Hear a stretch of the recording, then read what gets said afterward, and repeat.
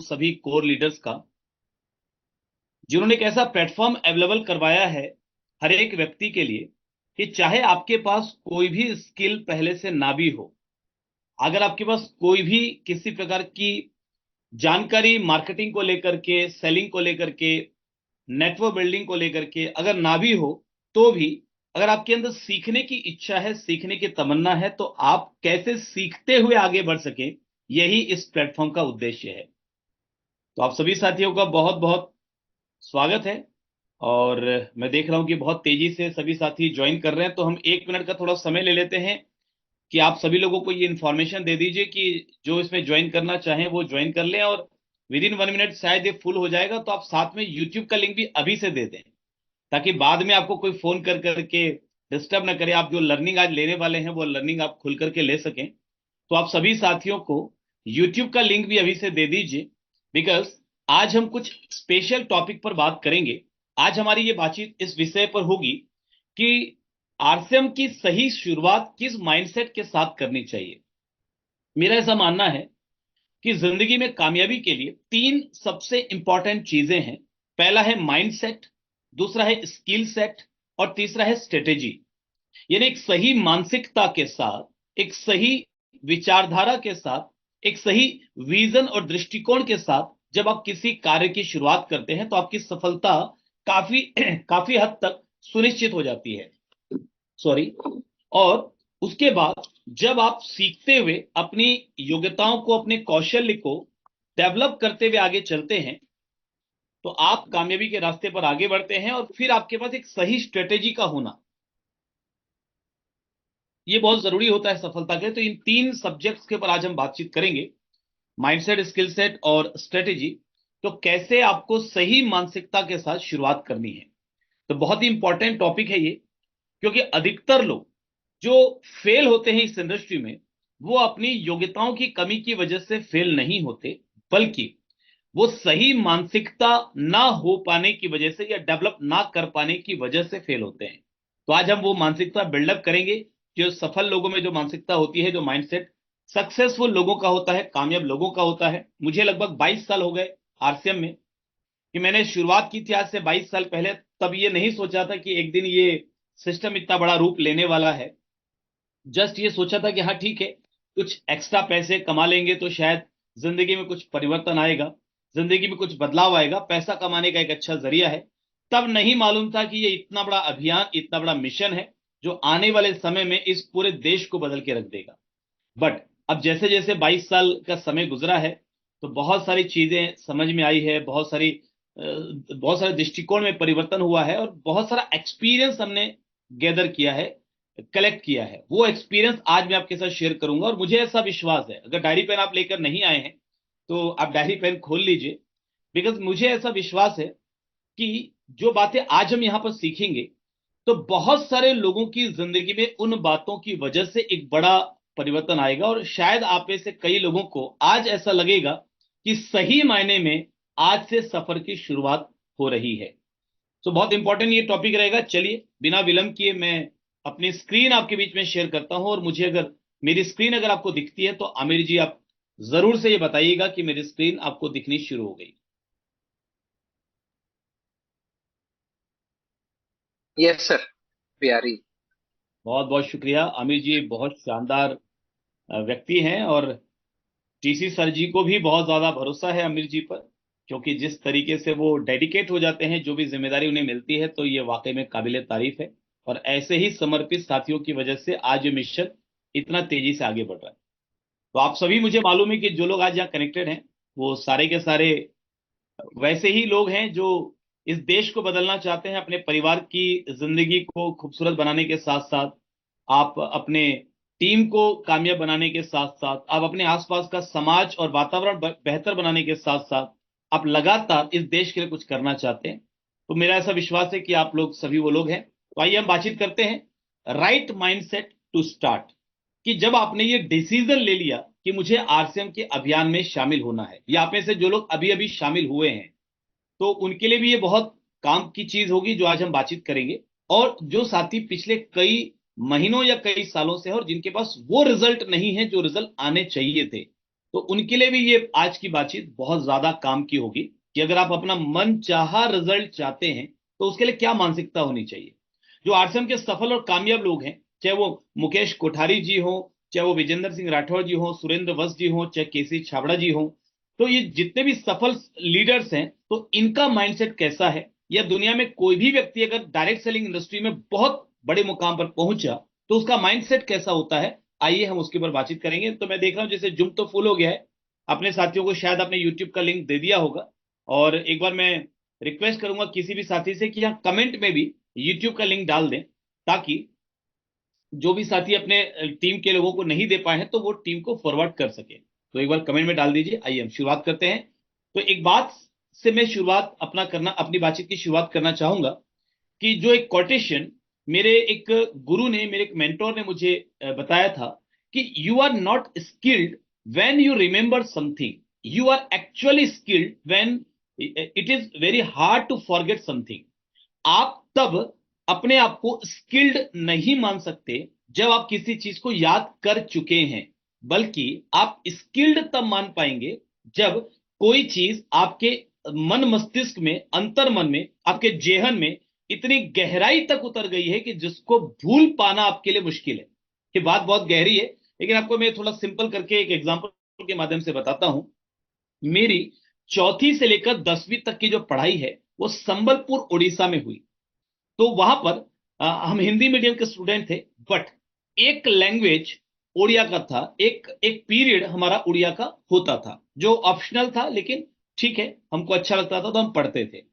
सो जो उड़िया उस वक्त मैंने सीखी, ये घटना मुझे 10वीं पास करके आई थिंक कि लगभग 30 साल से ज्यादा का समय हो चुका है। तो हालांकि हो सकता है कि आपको ये उम्र देखकर अंदाजा नहीं लग पा रहा होगा, बट ये न्यूट्री चार्ज का कमाल है या गामा ओरिजिनल का कमाल है और आरसीएम की शुद्ध प्रोडक्ट्स का कमाल है। तो 30 साल से ज्यादा हो चुके हैं मुझे 10वीं पास करके। तो वो जो उड़िया मैंने उस समय सीखी थी, आज भी इस बीच में, इस 30 सालों में मुझे कोई आवश्यकता नहीं पड़ी कि मैं कहीं उड़िया की किताबें पढ़ूं या कहीं पर मैं लिखूं, लेकिन आज भी मुझे उड़िया पढ़ना आता है और आज भी मुझे उड़िया लिखना आता है और थोड़ा मोड़ा टूटा फूटा बोलना भी आता है। क्योंकि बोलने की प्रैक्टिस उस समय भी ज्यादा नहीं कर पाए थे, तो वो थोड़ा मोड़ा ही आता है, उस समय भी थोड़ा आता था, आज भी थोड़ा आता है।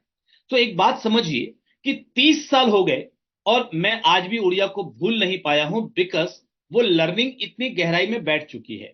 जब आप प्लान शो करने की अगर बात आए, या फॉलो अप करने की बात आए, या फिर आप कुछ अच्छी हैबिट्स को फॉलो करने की बात आए, या डिसिप्लिन मेंटेन करने की बात आए, तो जब आप कामयाबी की बात करते हैं ना, जब आप खूब सारा पैसा कमाने की बात करते हैं, तो आपको कुछ स्किल्स डेवलप करनी होती है। और वो स्किल डेवलप हुई या नहीं हुई, ये कैसे मालूम पड़ता है कि जब कुछ चीजों का भूल ही नहीं पाते।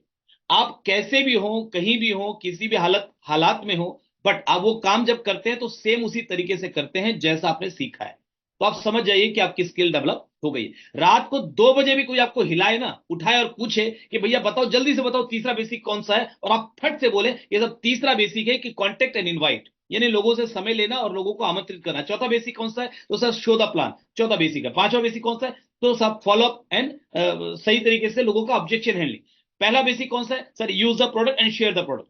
जब आपको बेसिक कोर कार्डिनल इस तरह मन के अंदर बैठ जाए तो आप समझ जाना कि आप एक्सपर्ट होने की दिशा में आगे बढ़ चले हैं। तो मैं आप सभी को बधाई देना चाहता हूं कि आपने एक बड़ा डिसीजन, एक सही डिसीजन लिया। आरसीएम के सफर में आपने शुरुआत की, इस मिशन में आप शामिल हुए। ये एक बहुत बड़ा डिसीजन है और ये डिसीजन आने वाले वक्त में आपको और आपके परिवार को बहुत अच्छी, बेहतरीन जिंदगी की तरफ लेकर जाएगा, जैसे आज हम और हमारा परिवार जिंदगी का आनंद ले रहे हैं। और मेरी तरफ कई सारे रॉयल्टी और टेक्निकल अचीवर जो आज की मीटिंग में कनेक्टेड भी है, तो वो जिस तरह अपनी जिंदगी का आनंद ले रहे हैं, ठीक वैसे ही आपको भी ये मौका मिलेगा। बट कुछ बातों को ध्यान रखना है जिसके ऊपर आज हम बात करेंगे। आरसीएम एक अभियान है जो आपको मौका देता है भीड़ से बाहर निकलने का। यानी दुनिया में बहुत बड़ी भीड़ है, दुनिया में हर व्यक्ति कैसे न कैसे अपनी जिंदगी को जी ही रहा है, कैसे न कैसे वो अपनी जिंदगी को चला ही रहा है। बट अगर आप चाहते हैं कि मैं भीड़ का हिस्सा ना बनूं, मैं मीडियोकर लाइफ ना जीऊं, मैं घिसते हुए, सिसकते हुए जिंदगी ना जीऊं, जब मेरी मर्जी है तब मैं अपने परिवार के साथ समय बिता सकूं, जो मैं अपने परिवार के लिए खरीदना चाहूं वो मैं अपने परिवार के लिए खरीद सकूं, अपने बच्चों को जिस स्कूल में मैं पढ़ाना चाहूं उस स्कूल में मैं पढ़ा सकूं। अगर आप ये चाहते हैं तो आपको ये समझना पड़ेगा कि उसके लिए कुछ तो करना पड़ेगा, कि अगर भीड़ से बाहर निकलना चाहते हैं ना, भीड़ का हिस्सा नहीं रहना चाहते, तो कुछ तो करना पड़ेगा। और आरसीएम एक ऐसा माध्यम है जो आपको भीड़ से बाहर लेकर आएगा, और इसमें कोई बहुत बड़ा इन्वेस्टमेंट आपको करने की आवश्यकता नहीं पड़ती। इस मिशन में, इस अभियान में आपको कोई बहुत बड़ी लागत लगानी नहीं पड़ती। ये इसकी खूबी है। हालांकि मैं मानता हूं कि ये इसकी कमजोरी भी है कि चूंकि आपको बहुत सारा पैसा लगाना नहीं पड़ता, तो कई बार लोगों को लगता है कि ये तो फ्री का बिजनेस है, तो साहब इसमें क्या लगेगा, करके देख लेते हैं, ट्राई मार के देख लेते हैं। तो ट्राई मार के देखेंगे तो रिजल्ट नहीं आएंगे। श्रद्धा जो है ना, वो बीच की नहीं होती, या तो होती है या तो नहीं होती है। ऐसा कभी नहीं होता कि आप मंदिर जाएं, मस्जिद जाएं, चर्च जाएं या गुरुद्वारा जाएं, ये सोच कर जाएं कि किसी मंदिर में मैं जा रहा हूं और वहां की मैंने सुना है देवी बहुत जागृत है, तो वहां की देवी से हम जो भी सच्चे दिल से मांगेंगे तो पूरा होता है, तो चलो हम जाके ट्राई मार के देखते हैं। तो जाके मांग के देखते हैं, पूरा होगा तो हम विश्वास करेंगे, पूरा नहीं होगा तो हम विश्वास नहीं करेंगे। तो ऐसा नहीं होता। तो विश्वास या तो होता है या तो विश्वास नहीं होता है। कोई काम हो जाएगा फिर आप विश्वास करेंगे, तो काम होगा कैसे? काम होता ही विश्वास के बाद है।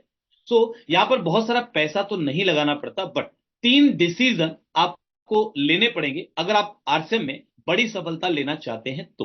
पहला, getting it done in any situation, कि कुछ भी घटना घटे, कुछ भी हो, कैसी भी सिचुएशन आए, कैसी भी परिस्थिति से आपको गुजरना पड़े, लेकिन आपको किसी भी हालत में जो शुरू किया है उसको अंजाम तक लेकर जाना है। जो शुरू किया उसको अंजाम तक लेकर जाना है। देखिए, मैं आपको एक छोटा सा किस्सा सुनाता हूं। हालांकि समय लिमिटेड रहता है, बट फिर भी कभी कभी चीजें जो है वो घटनाओं से और किस्सों से समझ में आती है। तो मैं अपनी जिंदगी की एक घटना बताता हूं आपको, कि जब मैंने काम की शुरुआत की, आरसीएम के साथ मैंने शुरुआत की, तो जगदलपुर में मैं जगदलपुर रहता था। अभी तो हम रायपुर में शिफ्ट हो गए, अपना एक मकान, बहुत अच्छा सा खूबसूरत सा सपनों का मकान हमने आरसीएम की वजह से बनाया है, तो हम तो यहाँ शिफ्ट हो गए। बट जब मैं जगदलपुर में रहता था, तो मैं कभी भी अपने घर से बाहर निकलकर अकेले कहीं गया नहीं था, ट्रैवलिंग नहीं किया था, क्योंकि हम एक कोल्हू का बैल की तरह जिंदगी जी रहे थे, कि एक सीमित दायरे में निकलने की न फुर्सत थी, न टाइम था, न पैसा था। सो हम कभी गए नहीं थे। तो मेरे एक डिस्ट्रीब्यूटर जिनको मैंने ज्वाइन करवाया, उन्होंने कहा सर, मेरे कांकेर में, जगदलपुर से लगभग 160 किलोमीटर दूर कांकेर, मैं जिंदगी में कांकेर भी कभी नहीं गया था। 150 किलोमीटर ज्यादा नहीं होता। आज तो हमें लगता है कि खेल है। हम एक एक दिन में मतलब एक एक हफ्ते में मैं पूरे भारत में कम से कम 3-4 हजार किलोमीटर ट्रेवल करके और कई सारे शहरों में, कई सारे राज्यों में सेमिनार देकर वापस भी आ जाता हूं, तो ये मजाक सा लगता है। बट उस समय में, उस जमाने में, मैं कभी 150 किलोमीटर का भी मैंने सफर किया नहीं था। वो भी बड़ा था। तो उन्हें, मेरे डिस्ट्रीब्यूटर ने कहा कि सर, कांकेर में हमारे एक परिचित हैं, हमारे एक रिश्तेदार हैं, तो जिनसे अगर हम जाकर मिले और बहुत अच्छे व्यक्ति हैं, तो अगर वो कर लें तो बहुत बड़ा काम हो सकता है। मैंने कहा चलो भी, अपने को तो करना है, तो करना है तो कहीं भी करना है। तो बोले कांकेर सर, आपको आइडिया है कांकेर, कभी गए आप? मैंने कहा मुझे कोई आइडिया नहीं है। तो मैंने कहा आपको कोई आइडिया है? तो उसने कहा कि सर नहीं, दरअसल मैं भी कभी नहीं गया हूं, लेकिन हाँ, मेरी उनसे बात हुई है कांकेर, और वो आए हैं जगदलपुर, बट मैं कभी कांकेर नहीं गया हूं। तो मैंने कहा कोई बात नहीं, तुम भी अनाड़ी हम भी अनाड़ी, मिलकर खेलते हैं, है ना? बनेंगे खिलाड़ी। तो चलिए चलते हैं, करते हैं प्रयास। तो साहब हम दोनों कांकेर की तरफ निकले। पहले उनसे बात किया, उनके उस रिश्तेदार से बात किया कि भाई हम लोग आ रहे हैं, आपसे मिलेंगे, आप समय देंगे आप? तो उन्होंने कहा बिल्कुल समय देंगे। समय लेकर के हम निकले, बस में गए। पहली बार जीवन में, पहली बार बस में बैठे, कांकेर बस स्टैंड में पहुंचे। फिर वहां से हमने उस व्यक्ति के घर पर फोन किया कि भाई हम घर पर आ रहे हैं। तो बोले हाँ, वो आने वाले, आ जाइए आप। हम घर पहुंचे। घर पहुंचे तो पता चला कि वो घर पे थे नहीं। तो हमने कहा कि भाई ठीक है, हम थोड़ी देर वेट करते हैं। आधा घंटा हो गया, 1 घंटा हो गया, वो आए नहीं। तो घर वालों ने भी फोन किया उनको, तो उन्होंने कहा हाँ बस मैं आ रहा हूं। फिर हम 1 घंटा और बैठे, आए नहीं। तो फिर घर वालों ने फोन किया, वो भी परेशान हो रहे थे। तो ऐसा 3-4 घंटा बीत गया, और उसके बाद जब फोन किया तो पता चला फोन स्विच ऑफ है। हमको समझ में आ गया कि भैया, भाई साहब को मिलना नहीं है। और घर वालों को भी समझ में आ गया कि ये लोग जो है, इनसे उनको मिलना नहीं है। तो उन्होंने कहा कि भाई आप किसी और दिन आ जाइएगा। अब हम उनको क्या बोलते? तो हमने कहा चलो ठीक है, हम वापस लौट चले। लेकिन मन में ये था मेरे कि भाई ये जो व्यक्ति नहीं मिला कोई बात नहीं, ये तो हमारा था भी नहीं। लेकिन जो मेरे साथ आए हैं, जो मेरा डिस्ट्रीब्यूटर जो काम कर रहा था, अब ये घटना होने के बाद अब वो क्या काम करेगा? वो नया व्यक्ति है, वो डिमोटिवेट हो जाएगा। मुझे लगा इसको तो बचाना पड़ेगा, क्या किया जाए? तो वो व्यक्ति बड़ा निराश मायूस बोलता, सर चलते हैं सर, ऐसा ही होता है सर, नहीं हो पाएगा। मैंने कहा कोई बात नहीं, हम मिलके जाएंगे, मिलने आए हैं मिलके जाएंगे। बोला सर कैसे मिलेंगे, वो तो मिलना ही नहीं चाहते। मैंने कहा भैया कोई बात नहीं, हमने भी कच्ची गोलियां नहीं खेली है। तो हमने कहा कि चलो हम रात को कांकेर रुकेंगे, सुबह सुबह उनके घर पहुंचेंगे, कहाँ भाग के जाएंगे। तो उसने कहा सर कहाँ रुकेंगे, मैंने कहा मुझे भी नहीं मालूम भाई, चलो बस स्टैंड में पूछते हैं किसी से कहाँ रुकते हैं। तो एनी हाउ कैसे भी करके हम कहीं भी रुके, हमने रात गुजारी, सुबह 6 बजे पहुंच गए उसके घर पे। अब घर वाले भी हैरान, उन्होंने कहा आप गए नहीं, हमने कहा नहीं नहीं वो क्या कुछ काम आ गया था, जरूरी अर्जेंट काम था, आज कुछ लोगों से मिलना था तो हम रुक गए। तो हम सोचे कि जब रुके ही हैं तो मिलते हुए जाएंगे। तो उनको बड़ा मतलब लगा ठीक है, फिर भी आइए बैठिए, बड़े भारी मन से उन्होंने कहा, क्योंकि समझ में तो आ गया था कि मिलना नहीं चाहते। बोले ठीक है आइए बैठिए, वो सो रहे हैं, बस उठने वाले हैं, थोड़ी देर में उठते हैं। मैंने कहा ओके। अब आधा घंटा हो गया उठे नहीं। मैंने पूछा घर वालों से कब तक उठते हैं, बोले रोज तो 6 बजे उठ जाते हैं, पता नहीं आज शायद थोड़ा थके हुए होंगे। तो मुझे समझ में आ गया थके हुए नहीं है, मालूम पड़ चुका है उनको कि हम आ गए हैं। लेकिन मैंने पता कर लिया था घर में पीछे वाला कोई दरवाजा था नहीं। तो मैंने कहा चल कभी तो उठना ही तो पड़ेगा, दिन भर तो बिस्तर में सोए नहीं रहेंगे, और सोए रहेंगे तो हम भी बाहर बैठे रहेंगे। 7 बज गया, 7:30 बज गया, 8 बज गया, 8:30 बज गया, फाइनली 9 बज गया। हम साहब उठे नहीं। 9 बजे वो आंख मलते मलते आए और उन्होंने कहा कि अरे आप लोग गए नहीं, मैं माफी चाहता हूँ, रात को बड़ा देर हो गया था, और ठीक है। मैंने कहा सर कोई बात नहीं आइए। अब वो बैठे जैसे ही उन्होंने अपने हिसाब भाषण शुरू कर दिया कि अरे ये सब कंपनियां फ्रॉड होती है, ये नेटवर्क मार्केटिंग इंडस्ट्री फ्रॉड होती है, मेरे चाचा ने किया था, मेरे ताऊ ने किया था, मेरे मामा ने किया था, अरे उसने किया था। आधा घंटे तक बोलते रहे, आधा घंटे तक हम सुनते रहे चुपचाप। जब आधा घंटा उनका हो गया, थोड़ा उनको भी लगा होगा कि यार आधा घंटा मैं बोल चुका, अब इनको भी दो चार लाइन बोलने दो। उन्होंने मुझसे बोला कि नहीं नहीं सर आप बताइए।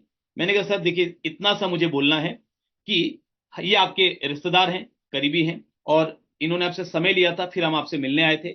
कल हम आए, किसी वजह से आपसे मुलाकात नहीं हो पाई। आज हम आए हैं और हमें कोई काम नहीं था कांकेर में, हम सिर्फ और सिर्फ आपसे मिलने के लिए रुके हैं, तो क्या आप हमारी 15 मिनट की बातचीत सुनेंगे। उसको लगा भी आधा घंटा मैंने बोला, इन्होंने ध्यान से सुना, तो यार 15 मिनट सुनना बनता है। कहा ठीक है बोलिए। भारी मन से बोला बोलिए। फिर मैंने पूरा आरसीएम का प्लान दिखाया, आरसीएम की प्रोडक्ट कैटलॉग दिखाया। अब वो सुनते सुनते इतना हैरान रह गया, बोला यार मैंने जो आरसीएम के बारे में सुना था वो तो अलग था। मैंने कहा सर यही फर्क होता है कि जो सुनी सुनाई बात होती है वो अलग होती है, सच्चाई थोड़ी अलग होती है। एनी हाउ कोई बात नहीं, आपने सुन लिया हमारे लिए बड़ी बात है, आप करेंगे ऐसा कोई उम्मीद लेकर हम आए भी नहीं थे। सुन लिया आपने, हमको खुशी मिली। उसे कहा नहीं नहीं सर मैं माफी चाहता हूं सबसे पहले तो कि मैं जानबूझकर आप लोगों को परेशान कर रहा था। आप लोगों को मुझे ऐसा लगता था कि कहीं ना कहीं ये कोई फ्रॉड होगा, इस टाइप की चीज होगी। एक काम कीजिए, कुछ प्रोडक्ट आप लाए हैं तो एक दो प्रोडक्ट हम ले गए थे सैंपल में, वो उसने खरीद लिया। जो आरसीएम का प्लान बुक था 50 रुपए का, उसने कहा ये 50, ये बुक कितने की है, मैंने कहा 50 रुपए के। बोला लाइए सर ये बुक मुझे दीजिए, ये 50 रुपए लीजिए, मैं इसको पढ़ूंगा अच्छे से, पढ़कर फिर डिसीजन लेकर आपसे बात करता हूं। अब वो ज्वाइन करे या ना करे, जो इंप्रेशन उसके ऊपर पड़ा और वो जो इंप्रेस्ड हो गया, तो मेरे साथ जो बंदा था मैं उसकी चेहरे की तरफ देख रहा था, तो मुझे दिखा कि साहब ये बंदा वापस एक्साइटेड है। मैंने कहा चलो ये बच गया, इसकी लाइफ बच गई। मैंने कहा कोई बात नहीं, अब ये करे मत करे कोई फर्क नहीं पड़ता, मैं वापस आया। तो ऐसी पता नहीं कितनी ही घटनाएं, जब आरसीएम शुरू करके हम निकले ना रास्ते में मार्केट में, तो ऐसी कितनी ही घटनाएं घटी। बट हमारी कामयाबी का, मेरी कामयाबी का अगर आप मुझसे पूछेंगे क्या राज है, तो मैं आपको सिर्फ एक लाइन बताऊंगा, मैं इसलिए कामयाब हुआ क्योंकि मैं कभी रुका नहीं, कभी मैं रुका नहीं, पीछे लौटने का कोई मेरे मन में ख्याल ही नहीं आया, और आया भी तो जो ड्रीम मैंने लिखकर टांगे थे उन ड्रीम्स ने मुझे पीछे लौटकर जाने नहीं दिया, मेरे सपनों ने मुझे लौटकर जाने नहीं दिया। मेरे अपलाइन ने मुझसे एक सवाल पूछा था, उन्होंने कहा सचिन दो प्रकार के लोग होते हैं, एक कामयाब दूसरे नाकामयाब, यस या नो। आप भी कमेंट में लिख के बताइए क्या आप सहमत है। दो प्रकार के लोग होते हैं, कामयाब और नाकामयाब। सहमत है तो यस लिखिए, सहमत नहीं है तो नो लिखिए। दो प्रकार के लोग होते हैं, एक कामयाब दूसरे नाकामयाब, यस या नो, यस या नो, यस या नो। बहुत सारे लोग जवाब दे रहे हैं, तो मैं आपको बता दूं कि मैंने जवाब दिया था सर यस, यस। हाँ दो प्रकार के लोग होते हैं, एक कामयाब दूसरे नाकामयाब। उन्होंने कहा नो, इट्स रॉन्ग। दो प्रकार के लोग होते हैं, एक कामयाब दूसरे भगौड़े। तो मैंने कहा कि मतलब, उन्होंने कहा कि साहब हम नाकामयाब उन्हीं लोगों को बोलते हैं जो मैदान छोड़कर हट जाते हैं, भाग जाते हैं, क्विट कर जाते हैं। जो मैदान में है वो कभी हार नहीं सकता, क्योंकि अपनी अंतिम सांस तक जो लड़ने को तैयार है उसको कौन हरा सकता है। हारता वही है जो मैदान छोड़कर भाग जाता है। तो मैं आपसे भी यही कहना चाहूंगा कि आरसीएम में पैसा नहीं लगाया आपने, बट कहीं ना कहीं आपने सपने देखे हैं, जिन सपनों को पूरा करने के लिए आप आरसीएम में आए हैं। तो आप डिसीजन लीजिए कि किसी भी हालत में कुछ भी हो जाए बट मैं चलता रहूंगा, और चलते रहेंगे तो एक दिन आप पहुंच जाएंगे, इस बात का मैं आपको विश्वास दिलाता हूं। अगर मैं पहुंच गया तो आप भी पहुंच जाएंगे। दूसरी चीज है लाइफ लॉन्ग लर्निंग। दूसरा डिसीजन आपको लेना पड़ेगा कि मैं जिंदगी भर सीखता रहूंगा, एक स्टूडेंट बना रहूंगा। कभी भी मेरे मन में यह अहंकार नहीं आना चाहिए कि मैं बहुत कुछ सीख चुका हूं, क्योंकि जिस दिन मुझे यह लगा कि मैंने बहुत कुछ सीख लिया, उसी दिन से मेरी कामयाबी वहां रुक जाएगी, और हो सकता है वो रिवर्स हो जाए। तो मुझे जीवन भर सीखते रहना है, सीखते रहूंगा तो आगे बढ़ता रहूंगा। तीसरा है प्रोफेशनलिज्म। मतलब आपको यह डिसीजन लेना पड़ेगा कि मैं इसको गली क्रिकेट की तरह नहीं खेलूंगा, बल्कि मैं इसको प्रोफेशनल क्रिकेट की तरह खेलूंगा। एग्जाम्पल दे रहा हूं आपको कि जैसे क्रिकेट कितने लोग खेलते हैं भारत में, अगर आप देखें ठीक से तो करोड़ों लोग खेलते हैं। बट कितने लोग चैंपियन बनते हैं, कितने लोग सचिन तेंदुलकर बनते हैं, कितने लोग MS धोनी बनते हैं, कितने लोग विराट कोहली बनते हैं? चंद वो लोग जो क्रिकेट को प्रोफेशनल तरीके से खेलते हैं, डेडिकेशन के साथ, सीखते हुए, कोच के गाइडेंस में, वही लोग चैंपियन बनते हैं। सो RCM में भी आते बहुत लोग हैं, बट कामयाब वही लोग होंगे जो इसको प्रोफेशनल तरीके से करेंगे, अपने कोच के गाइडेंस में, अपने कोच के मार्गदर्शन में, सीखते हुए, डेडिकेशन के साथ, कमिटमेंट के साथ, वो लोग कामयाब होंगे। तो ये 3 डिसीजन लेने के लिए अगर तैयार हैं तो एक बार कमेंट में लिख दीजिए रेडी। आप रेडी तो फिर आगे बढ़ें, आगे की बातचीत करें कि आगे क्या करना पड़ेगा।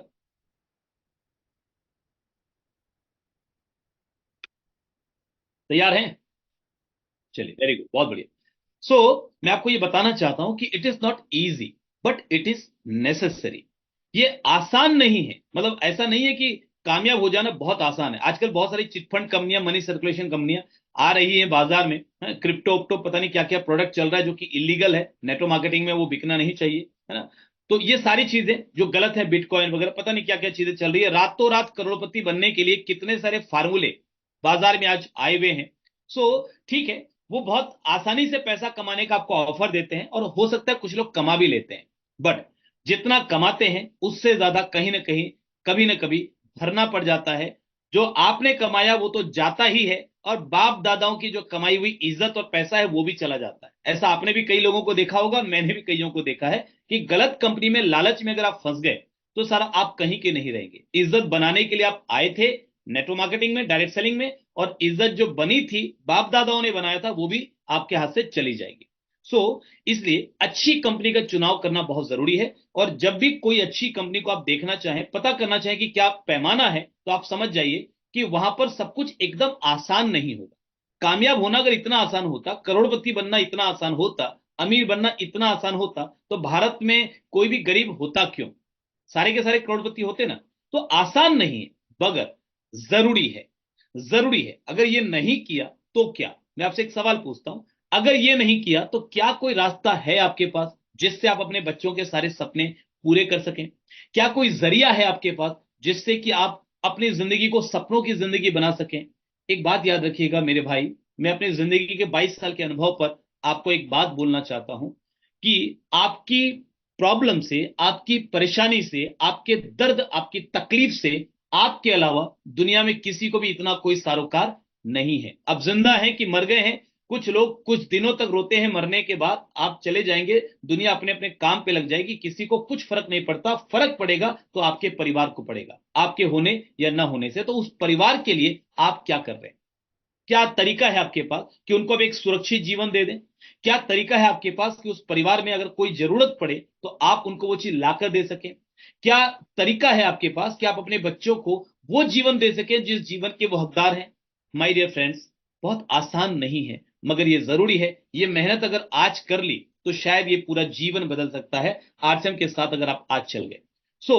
इस बात को याद रखिएगा कि अपनी गलतियों को कभी भी जस्टिफाई मत कीजिए, अपने फेलियर्स को कभी भी जस्टिफाई मत कीजिए कि साहब मैं कामयाब नहीं हो पाया, क्यों? क्योंकि मेरे माँ बाप गरीब थे, क्यों? क्योंकि वो पढ़े लिखे नहीं थे, क्यों? क्योंकि सोसाइटी अच्छी नहीं थी, क्यों? क्योंकि सर्कल अच्छा नहीं था। और कई लोग तो RCM में आने के बावजूद भी यहां पर भी जस्टिफाई करते हैं, यहां पर भी एक्सक्यूज देते हैं, क्यों कामयाब नहीं हो पाया? अपलाइन अच्छे नहीं थे, डाउनलाइन बढ़िया नहीं थे, लोग काम नहीं करते थे, लोग सुनने को तैयार नहीं होते, लोग मीटिंग में नहीं आते, लोग प्लान नहीं देखते, लोग ज्वाइन नहीं करते, लोग अच्छे नहीं है, सब मेरी किस्मत अच्छी नहीं है, अरे परमात्मा का इंसाफ ठीक नहीं है। अरे सर, कहां लगे हो साहब? सर मैं क्या करूं, मैं बस इस होने ही वाला था कामयाब, मेरी बीवी बीमार पड़ गई, मैं बस होने ही वाला था कामयाब, बच्चे का एग्जाम आ गया, मैं कामयाब होने ही वाला था, त्योहार आ गया, मैं कामयाब होने ही वाला था, लेकिन सर मेरी टीम टूट गई, कोई तोड़ कर ले गया। अरे साहब, कुछ भी हुआ जिंदगी में, किसी और को ब्लेम मत कीजिए, मत बहाने बनाइए, मत एक्सक्यूज दीजिए, because nobody cares about your excuses. किसी को कुछ साला फर्क ही नहीं पड़ता कि आपकी जिंदगी में क्या घट रहा है। आपकी जिंदगी में आप जो बता रहे हैं कारण, वो जेन्यून है या दिखावटी है, नकली है, असली है, सच में आप परेशान है, किसी को कुछ फर्क नहीं पड़ता। सब अपनी अपनी जिंदगी में मस्त है। फर्क पड़ेगा तो आपको और आपके परिवार को पड़ेगा। सो आपका बहाना कितना भी जेन्यून भी क्यों ना हो, आपकी प्रॉब्लम कितनी भी वास्तविक भी क्यों ना हो, लेकिन उसकी वजह से जो आपको जिंदगी भर समस्याएं फेस करनी पड़ेगी, वो फेस आपको और आपके परिवार को ही करनी पड़ेगी। सो बहाने मत बनाइए।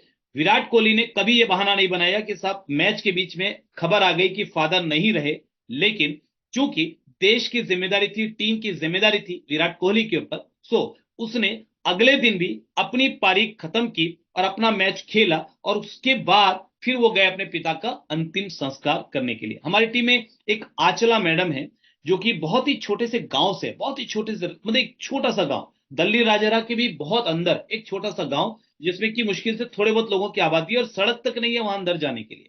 वहां से वो लेडी, वहां से वो महिला, उन्होंने शुरुआत की। अभी विकास सर का उन्होंने 3 कार्यक्रम 2 महीना पहले रखवाया था। तो तीन तीन प्रोग्राम उन्होंने रखवाया था, ओपन प्लान मीटिंग, एक सेमिनार था, एक दो ओपन प्लान मीटिंग थी, 3 मीटिंग रखवाई थी। अब मीटिंग एक चल रही है, चलते चलते बीच में उनको खबर आ गई कि मदर इज नो मोर, यानी मदर का एक्सपायर एक्सपायर हो गई, मदर का देहांत हो गया। बीच मीटिंग में खबर आ गई, मीटिंग कंप्लीट किया, पूरा किया। मीटिंग पूरा करने के बाद विकास सर, उन्होंने उनकी आंखों में आंसू देखा विकास सर ने। तो पूछा कि भी दीदी क्या हो गया, आप क्यों रो रही हैं? तो उन्होंने कहा कि मेरी माँ इस दुनिया में नहीं रही। तो विकास सर को बड़ा झटका लगा, तो उन्होंने कहा फिर ठीक है आप जाइए, और क्योंकि आपका वहां जाना जरूरी है तो आप जाइए और उनका अंतिम संस्कार कीजिए। वहां से लगभग आई थिंक कि 70-80 किलोमीटर दूर या 100 किलोमीटर दूर तो उनका वो था। तो बोले आप अंतिम संस्कार में जाइए। तो इन्होंने कहा कि नहीं सर, एक्चुअल मेरी टीम नहीं है, और मेरी माँ का भी ये सपना था कि मैं जिंदगी में कुछ करूं, और मेरी टीम अभी बिल्कुल नई है, और कल और परसों आपका प्रोग्राम है, और मैं चली जाऊंगी तो ये टीम वो प्रोग्राम नहीं करवा पाएगी। और सर बहुत समय से मेरी टीम के लोग लगे हुए मेहनत करके, कोई 1 कॉल आएगा, कोई 2 कॉल आएगा, कोई अपने घर से किसी को लेकर आएगा, बड़े उम्मीद, बड़े सपने हैं सर, गांव के छोटे छोटे लोग हैं सर, बहुत सपने हैं उनके छोटी छोटी आंखों में, गरीब है सर बहुत सारे लोग। मैं चाहती हूँ कि वो लोग कामयाब हो, मेरे बच्चे के समान है, क्योंकि मैंने उनको इस सिस्टम में लाया है, मैं इस मिशन, इस अभियान में उनको शामिल किया है। तो सर वो कल का परसों का प्रोग्राम में अटेंड छोड़कर जा नहीं सकती, तो मुझे अटेंड करना ही पड़ेगा, मुझे रहना ही पड़ेगा। और रही माँ की बात, तो माँ तो चली गई, ठीक है, उनके अंतिम समय में मैं नहीं रह पाई वहां पर, लेकिन मैं आपका ये प्रोग्राम खत्म करने के बाद जाऊंगी, और उनका सपना पूरा करने के लिए मैं अपने आंसुओं को पीकर अगले 2 दिन आपके साथ इस प्रोग्राम में रहूंगी। और वो रही उस प्रोग्राम में, और उसका परिणाम ये रहा कि उनकी टीम में उस महीने काफी सारे अचीवर निकले, और खुद उन्होंने भी रॉयल्टी का लेवल अचीव किया। सो ये जो कमिटमेंट का लेवल होता है ना, तो ये बहाना वो भी बना सकती थी, आसानी से बना सकती थी, और कोई उस पर सवाल भी खड़ा नहीं करता। लेकिन क्या वो उस तरीके से कामयाबी को हासिल कर पाती? क्या वो लोगों की मदद कर पाती? क्या वो अपनी टीम को सफल बना पाती? शायद हो सकता है कि उस समय तो नहीं, फिर वो शायद 6 महीना पीछे चली जाती, या 1 साल पीछे चली जाती, या 2 साल पीछे चली जाती। सो इस बात को आपको समझना होगा कि थोड़ा आपको कमिटमेंट तो दिखाना ही पड़ेगा, थोड़ा सेक्रीफाइस तो करना ही पड़ेगा। कुछ आपके जीवन में घर में प्रॉब्लम भी है, तो भी उसको किनारे करके आपको अपने हिस्से का कर्म करना पड़ेगा, आपको अपनी जिम्मेदारी निभानी पड़ेगी, तभी जाकर आप वो सफलता ले पाएंगे जो आप डिजर्व करते हैं। So you will not get what you want, rather you will get what you are. आप कभी भी ये याद रखिएगा, कभी भी वो हासिल नहीं करेंगे जो आप चाहते हैं, बल्कि आपको वही मिलेगा जो आप हैं। यानी जो आप हैं ना, आपका जो व्यक्तित्व है, जो आपकी पर्सनैलिटी है, जो आपका कैरेक्टर है, जो आपका चरित्र है, आपको वही मिलने वाला। आप जो चाहते हैं, मुझे गाड़ी चाहिए, मुझे मकान चाहिए, खूब सारा पैसा चाहिए, बैंक बैलेंस चाहिए, कैसे मिल जाएगा साहब? ऐसे चाहत पे चीजें मिलने लगती तो हर किसी को मिल जाती ना। किसको नहीं चाहिए गाड़ी, मुझे बताइए ना। यहाँ पर कितने लोग हैं, मुझे बताइए, आप में से जितने लोग कनेक्टेड हैं, इनमें से कौन ऐसा है जिसको गाड़ी नहीं चाहिए? इनमें से कौन ऐसा है जिसको मकान नहीं चाहिए? इनमें से कौन ऐसा है जिनको एक बड़ा बैंक बैलेंस अट्रैक्ट नहीं करता? सर सबको चाहिए साहब, सबको चाहिए। फिर क्या सबको मिल जाएगा? नहीं मिल पाएगा। क्यों नहीं मिल पाएगा? बिकॉज हर व्यक्ति अपनी पर्सनालिटी पे उतना काम नहीं करता, वो सीखने पर उतना काम नहीं करता, वो उतनी मेहनत नहीं करता। वो रेगुलर मीटिंग अटेंड नहीं करता, वो थोड़ी एक्स्ट्रा हार्डवर्क करने के लिए तैयार नहीं रहता। सो अगर आप अपनी पर्सनालिटी पे काम करेंगे, अगर आप अपने व्यक्तित्व को बेहतर बनाएंगे अंदर और बाहर दोनों से, तो आप ये मान कर चलिए कि आप अच्छी चीजों को आकर्षित करेंगे। तो मैं जो जब मॉर्निंग मास्टरी की क्लास लेता हूं कि सुबह जहां पर मैं लोगों को विजुअलाइजेशन और मेडिटेशन कराता हूं, तो वहां पर भी मैं लोगों को यही सिखाता हूं कि मेरे भाई, अगर आप चाहते हो लॉ ऑफ अट्रैक्शन को यूज करना, अगर आप चाहते हो अपनी अपने सपनों को अट्रैक्ट करना, तो आपको अंदर और बाहर से एक जैसा होना पड़ेगा। आपका व्यक्तित्व केवल बाहर का नहीं है, अंदर और बाहर दोनों मिलाकर आपका व्यक्तित्व बनता है। तो दोनों को अगर आपने ठीक कर लिया, तो आप अच्छी चीजों को अट्रैक्ट करेंगे। आपकी वाइब्रेशन कामयाबी को, खुशी को, सफलता को अट्रैक्ट करेगी। आरसीएम एक प्लेटफॉर्म तो है जो सबके लिए काम करेगा, बट ये आपके लिए काम तब करेगा जब आप अपने व्यक्तित्व के ऊपर काम करेंगे। So in the journey of success, if मतलब देखिए, एक सीधी सी बात बताता हूं कि अगर आप, if you trust your upline, यानी अगर आप अपने अपलाइन पर भरोसा करते हैं, अगर आप अपने अपलाइन की बात को मान लेते हैं, थोड़ी उनकी कड़वी बात को भी मान लेते हैं। हाँ, एक बात जरूर कहूंगा कि थोड़ा आपको दिमाग, अपना कॉमन सेंस ये भी लगाना है कि कहीं कहीं ऐसा ना हो कि कोई गलत अपलाइन, जो कि एक्टिव इफेक्टिव ग्रोइंग अपलाइन नहीं है, वो कोई गलत सलाह दे और आप आंख बंद करके भरोसा कर लें। जैसे कल मैं फील्ड में था तो पता चला कि हमारी एक दीदी है, उन्होंने अपने अपलाइन को अपना एटीएम कार्ड दे के रखा हुआ है, आईडी पासवर्ड दे के रखा हुआ है। तो मैंने कहा ये देखिए, ये गलत तरीका है। एक एक बात हमेशा याद रखिएगा कि नॉलेज का ना होना, अज्ञानता का होना, इट्स ए क्राइम, अपराध है ये। अगर आपको किसी चीज के बारे में मालूम नहीं है, कोई बात नहीं, लेकिन अगर आप उसको सीखने की कोशिश नहीं कर रहे हैं, तो इससे इससे आपको छूट नहीं मिल जाती कि सर आप बाद में रो सकें कि सर मुझे उन्होंने धोखा दिया, मुझे उन्होंने धोखा दिया। धोखा दुनिया देगी अगर आप लोगों को धोखा देने का मौका देंगे। आप मौका दे रहे हैं इसलिए लोग धोखा दे रहे हैं, है ना? आप मौका मत दीजिए, लोग धोखा नहीं देंगे। तो आपको, ठीक है, आप ट्रस्ट कीजिए अपलाइन पर, लेकिन अपलाइन पर पहली बार डिपेंडेंट मत हो जाइए। दूसरा, ब्लाइंड ट्रस्ट मत कीजिए कि साहब उन्होंने जो बोला तो अपन ने सोचा ही नहीं, दिमाग ही नहीं लगाया कि साहब उन्होंने बोला कि साहब 1 लाख का सामान खरीद लो और इसमें आपका ईगल हो जाएगा, और हमने 1 लाख का सामान ईगल के लिए खरीद लिया, जबकि हमने आज तक 5,000 का सामान नहीं बेचा। ऐसा ब्लाइंड फेथ नहीं करना, ऐसा मतलब गलत चीजों पे अगर आपको लगे कि कोई बात आपके अपलाइन बोल रहे हैं वो पता नहीं सही है या नहीं है, तो आप उनके ऊपर के जो एक्टिव अपलाइन है उनसे क्रॉस चेक कर लीजिए। उनसे, उनको बताइए कि सर हमने उनसे बातचीत किया और उन्होंने ये बोला, तो क्या ये मुझे करना चाहिए? तो आप उनसे पूछिए कि मैं उनको, वो एटीएम मेरा मांग रहे हैं, वो मेरा पासवर्ड मांग रहे हैं, मेरी आईडी मांग रहे हैं और मेरा एटीएम भी वही मांग रहे हैं, तो क्या मुझे उनको दे देना चाहिए? पूछ लो ना एक बार ऊपर। अरे आपको नहीं आता पासवर्ड से बिजनेस चेक करना, तो सीख लो। जो नहीं आता, अगर वो जरूरी है आपके लिए, तो आपको सीखना चाहिए। यही कामयाब लोगों की निशानी है। नहीं आता कोई बात नहीं। आरसीएम में मेरे साथ ऐसे कई लोग हैं, सकट पटेल जी हैं, लोकचंद जी हैं, कई और ऐसे लोग हैं जो कभी स्कूल ही नहीं गए, मतलब वो पढ़े ही नहीं, कभी स्कूल गए ही नहीं, बट आज वो आरसीएम में पर्ल हैं, स्टार पर्ल है, एमरल्ड्स हैं। अनित बघेल जी एमरल्ड्स, तो लेकिन वो 50,000 महीना कमा रहे, 80,000 महीना कमा रहे, 1 लाख रुपए महीना कमा रहे। तो वो कभी स्कूल नहीं गए, बट अच्छा प्लान दिखा लेते हैं, अपनी पूरी वेबसाइट चेक कर लेते हैं, फॉर्म फिट कर लेते हैं, फॉर्म तो इंग्लिश में होता है उसको भी फिट कर लेते हैं। कैसे किया? सीख लिया। भैया उनको पैसा कमाना था, उनको अमीर बनना था, सीख लिया। नहीं सीखा स्कूल में, क्या फर्क पड़ता है? उस समय पता नहीं था, उसमें अकल नहीं थी, उस समय नहीं नॉलेज था कि कल ये काम आएगा, लेकिन आज समझ में आ गया ना कि भाई ये जरूरी है, फॉर्म फिट करना है। तो कब तक अपलाइन से बोलेंगे सर फॉर्म फिट कर दीजिए? हमें फिट करना, खुद से फिट करना है। समझ में आ गया तो अब सीख लिया। प्लान दिखाने के लिए कब तक अपलाइन को बैशाखी की तरह यूज करेंगे कि सर आइए ना सर, 2 लोगों को बैठा के रखा है मैंने, प्लान दिखाना है, आइए ना सर 4 लोगों को प्लान दिखाना है। भैया ये पहला फेज है कि जब आपको प्लान दिखाना नहीं आता, अपलाइन आपके साथ है, लेकिन आपके जिंदगी भर बैशाखी के सहारे ही चलेंगे, दूसरों के कंधे पर बंदूक रखकर गोली चलाकर, क्या आपको लगता है कि आप कामयाब हो जाएंगे? नहीं हो पाएंगे। सीख लीजिए, अपलाइन के साथ 10 20 30 प्लान देखिए, दिखाइए, मतलब वो दिखाएंगे, आप देखिए, और उसके बाद उनके ही सामने आप प्रैक्टिस कीजिए, फिर देन उनके पीछे से प्रैक्टिस कीजिए, फिर एक बार उनके सामने प्रैक्टिस कीजिए, फिर पीछे से प्रैक्टिस कीजिए, और एक दिन साहब आप मास्टर बन जाएंगे। दुनिया में हर काम हमने ऐसे ही सीखा है, हर काम हमने कर करके सीखा है। आप भी आई मैदान में कूदिए ना, सब सीख जाएंगे। सीखना पड़ेगा। तो सफलता की इस यात्रा में आप अगर अपने अपलाइन की बातों को फॉलो करते हैं, जो एक्टिव अपलाइन है, जो इफेक्टिव अपलाइन है, जो ग्रोइंग अपलाइन है, उनकी बातों को ट्रस्ट करेंगे, तो कई सारे साल आप बचा सकते हैं। You can save lots of years, मतलब आप बहुत सारा साल, जो कामयाबी 5 साल बाद लेते, एक सही अपलाइन के मार्गदर्शन में वही कामयाबी आप 1 साल में ले सकते हैं। तो कई साल आपके जीवन के बच जाएंगे। और आरसीएम क्या है, तो मैं आपको बताऊं कि ये एक स्कूल है जहां पर एंटरप्रेन्योर तैयार किए जाते हैं।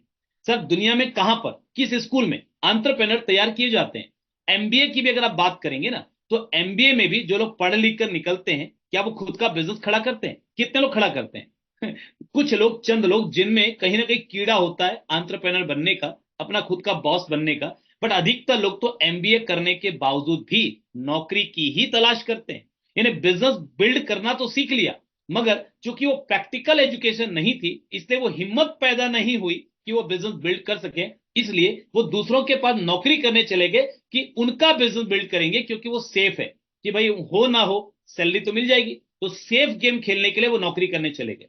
खुद का बिजनेस खड़ा करते तो शायद रिस्क उठाना पड़ता, थोड़ी मेहनत करनी पड़ती, पैसा हो सकता है तुरंत नहीं आता।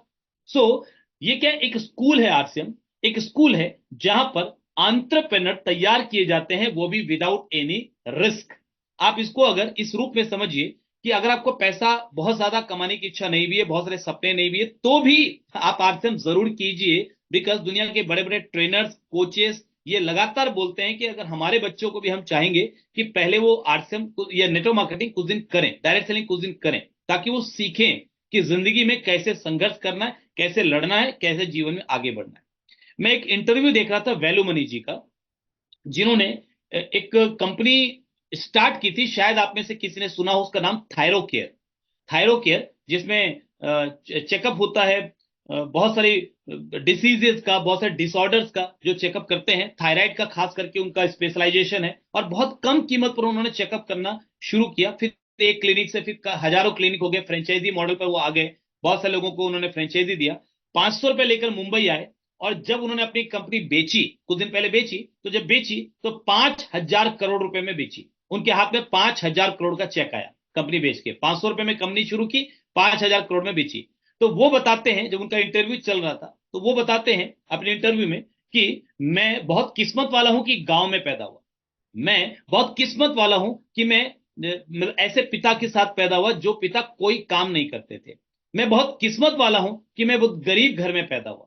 मैं बहुत किस्मत वाला हूं कि 2 टाइम खाने के लिए भोजन नहीं था हमारे पास। मैं बहुत किस्मत वाला हूं कि हमारे पास पहनने का ढंग का कपड़ा नहीं था। मैं बहुत किस्मत वाला हूं कि समाज में हमारी कोई इज्जत नहीं थी। तो पूछने वाले ने पूछा कि सर आप क्या बोल रहे हैं, मेरी तो समझ में नहीं आ रहा। आप ये सारी चीजें बोल रहे हैं और साथ में ये बोल रहे हैं मैं किस्मत वाला हूं, तो इसमें किस्मत वाली कौन सी बात हो गई?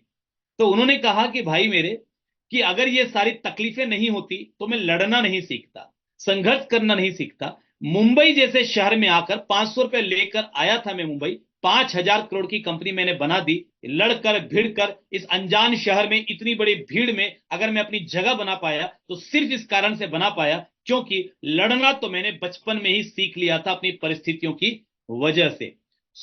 हमेशा एक बात याद रखिएगा कि जिंदगी की जो मुश्किलें हैं, जो तकलीफें हैं ना, वो आपको सिखाती हैं कैसे लड़ें, कैसे जीवन में आगे बढ़े। आरसीएम एक स्कूल है जो आपको मौका देगा ये संघर्ष करने का, जो आपको मौका देगा सीखने का।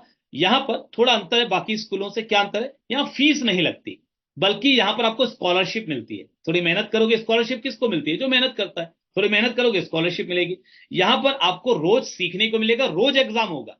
यहां पर साल में एक बार एग्जाम नहीं होता, डेली लर्निंग, डेली एग्जाम। सुबह 6:30 बजे टीसीजी का प्रोग्राम अटेंड किया और उसके हिसाब से निकल गए अभियान प्रचार में, और वहां पर जाके सब गालियां पड़ी। वहां पर जाकर सब लोगों ने 4 बातें सुनाई, क्या अभियान की बात करते हो, क्या मिशन की बात करते हो, सब ऐसी है, सारी चीजें ऐसी है। अब वहां पर आपने जो ये कड़वी जली कटी बातें सुनी, तो क्या हुआ? एग्जाम हो गया आपका।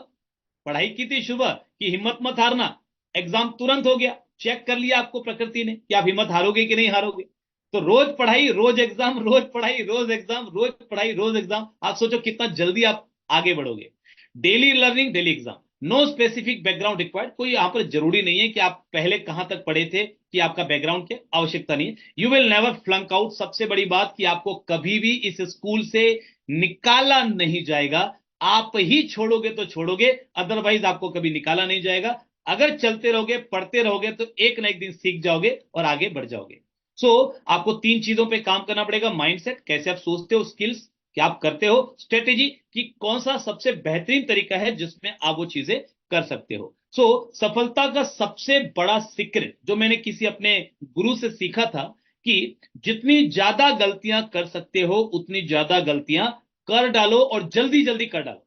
और वैल्यू मनी जी की जो मैं इंटरव्यू देख रहा था, उसमें भी यही बात उन्होंने रिपीट की। उन्होंने एक बड़ी अच्छी बात बोली, कि कहा कि अगर आप एक गलती रोज करते हैं अगले 1 साल तक, अगले 1 साल कम से कम एक गलती रोज करते हैं, तो अगले 1 साल में आप अमीर बन जाएंगे।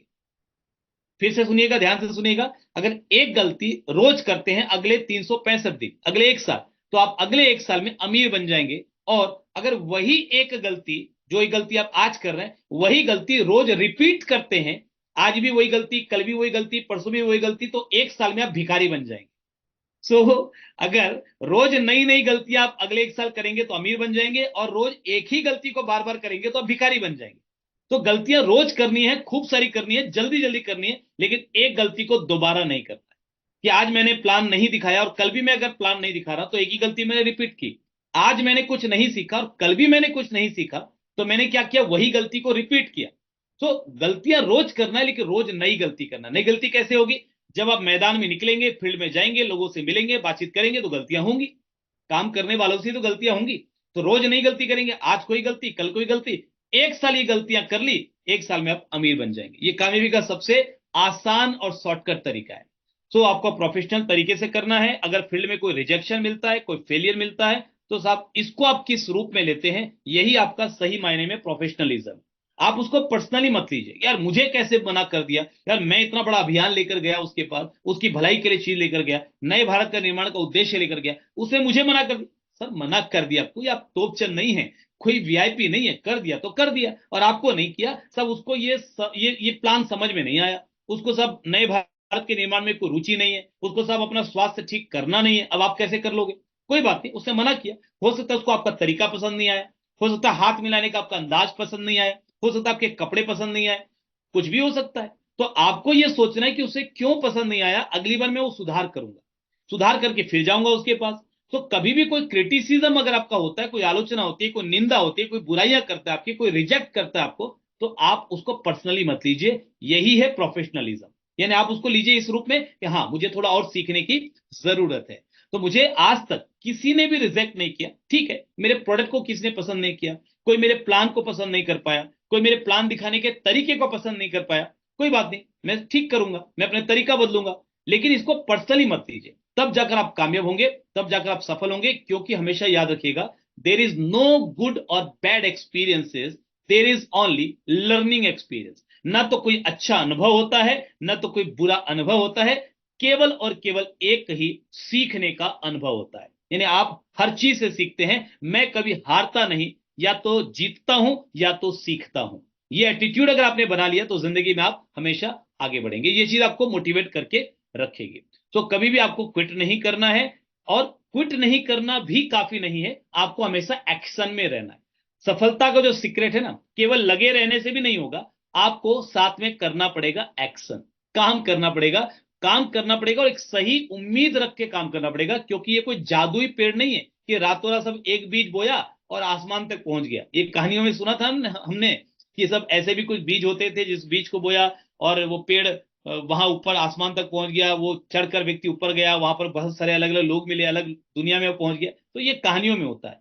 आरसीएम कोई ऐसा जादुई बीज नहीं है, आज बोया कल हो जाएगा। तो आपको समझना ये पड़ेगा, 1 साल आरसीएम को ढंग से कर लिया आपने, तो आप इतना कमाने लग जाएंगे कि आप अपना घर का खर्च इससे चला सकते हैं। 3 साल अगर आपने ढंग से कर लिया, तो आप वो सारी जरूरतें पूरी कर पाएंगे जो जरूरतें अभी पूरी नहीं कर पा रहे थे।